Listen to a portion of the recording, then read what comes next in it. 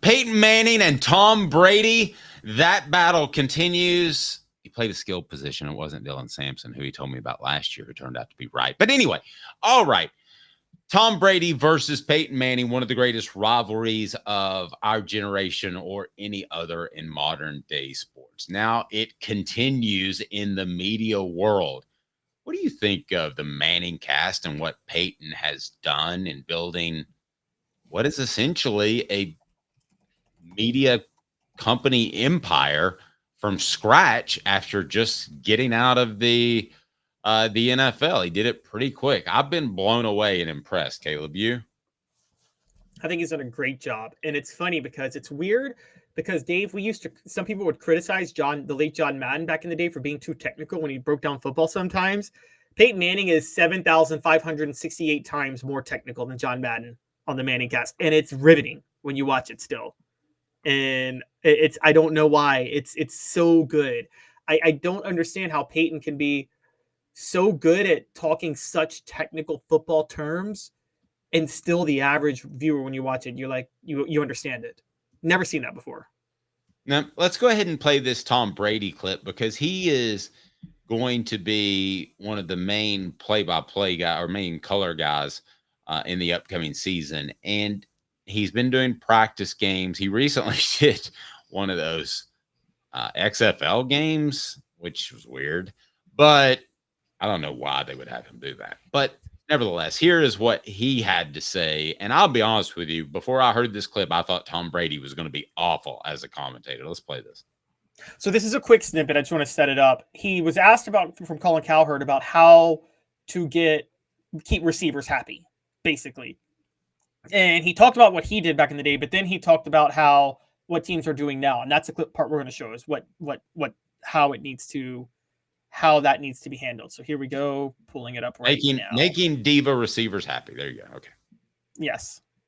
I want to see the best players touch the ball early so they can break a sweat. They can get into the flow of the game. And good coaches do that. When you script plays at the beginning of the game, you're saying, okay, you're the Niners coach. I'm going to make sure McCaffrey touches it either first or second in the game. I want to make sure Deebo Samuel touches it first or second in the game. I'm going to throw it to him quick. Somehow I know the ball is going to be in his hands so he can do something with it. I want to get him into the flow. So we would always try to script so that everybody would feel like they were in the flow of the game. The last thing you want is your number one receiver to go 2.5 quarters into a game and not see a ball to get.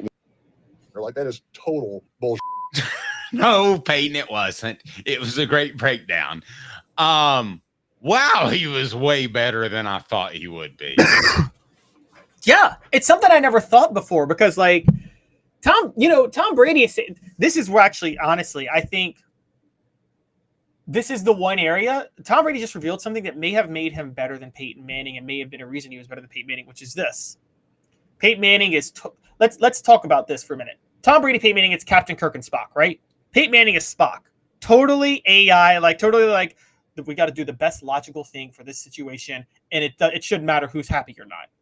You know what I mean? Whereas Tom Brady's a little more like, all right, I got to keep this teammate happy, and I think he balances that out a little bit better. Don't you like? Peyton Manning is okay. So you don't think Peyton Manning would force it to guys either at Tennessee or Indianapolis or Denver to get them in the flow of the game? Maybe to get them in the flow, but not to keep them happy, is what I mean. Peyton Manning was very much like, what's the best option on this play, period, end of story. It's just that his best receiver was usually the best option. But I think he tried to get him in the flow of the game, but I think he still would go for who his best option at receiver was at the same time. And I know this because people don't know this story, but there was a period when Reggie Wayne started to emerge as a receiver in the mid-2000s. Marvin Harrison would get a bit frustrated that Peyton Manning was looking Reggie Wayne's way more than Marvin Harrison. Now, the reason, honestly, was Reggie Wayne dictated coverage a bit better than Marvin Harrison did, and no one wants to admit that. Well, he was a better receiver. Had he caught Peyton Manning even more in Peyton Manning's prime, we wouldn't even be talking about Marvin Harrison, except for the fact that he may have killed a man. Yes, exactly. That's very true. You're right. Marvin Harrison just happened to be the best receiver Peyton had when he got to Indy. But I will say that, no, that's great analysis, and it's something I never thought of because I'm still one of those like, oh, receivers are divas, and they just need to accept the role on the team. But then I'm thinking, Okay, Tom Brady. This explains why Randy Moss was no trouble when he was in New England, why he was so happy to play for New England. This makes me think a guy like T.O. probably could have worked out in New England, right? And I think that's, I think it, let's be honest, the whole T.O. Jason Witten saga in Dallas, a lot of that was reflective of Tony Romo's leadership, wasn't it? Or lack thereof. Our question that is on the YouTube page right now, Pro Football Focus has the balls at 10 wins. You, 7 or less, gets 3%, 8 gets 3%, 41% to 9, 10 or more gets 54%. I want to replace it with who is the best broadcaster. So do you want me to include, we haven't really seen Brady yet. So Tony Romo has to be in there, right? Tony Romo, Peyton Manning, Tom Brady. As simple as that?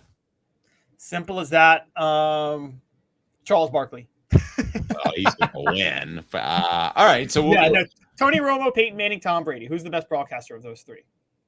Okay. Well, I think Romo is going to win, but with our audience, maybe it'll be Peyton. So that's up. So go ahead and vote for Speaking that. of which, remember when, all due respect to him, but remember when Jason Witten tried being a broadcaster before he went back to football and he was horrible?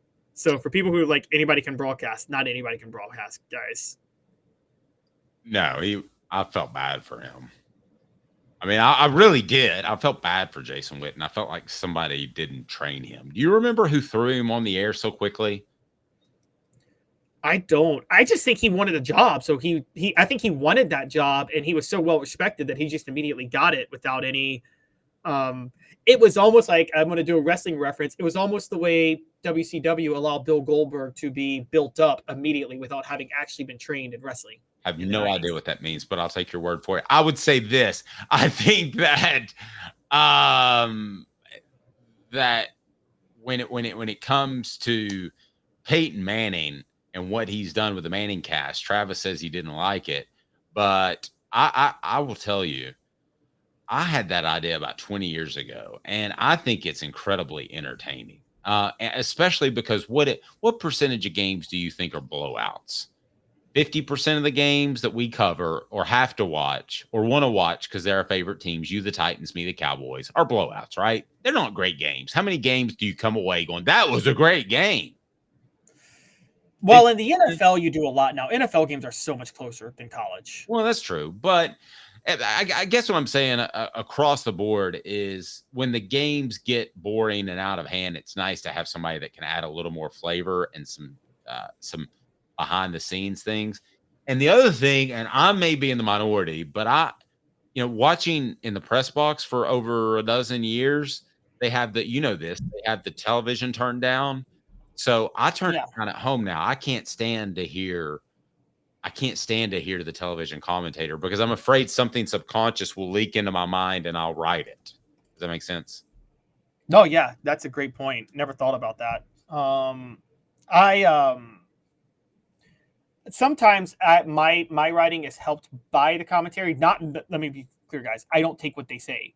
Most of the time, I contradict what they say. It's just it helps me think of a direction. But I get what you're saying. That's a great idea to turn things off. But you're right. The Manning cast it's very entertaining. I think things are, because of so much parity in the NFL, though, it's hard to not find broadcast entertaining now, because the thing is, Dave, NFL lines are almost never more than 3 or 4 points now, because they're so close. Remember back in the day, Monday Night Football games were always blowouts, always 100% of the time, and you didn't have broadcasters to do it. That's when the Manning cast could have saved it.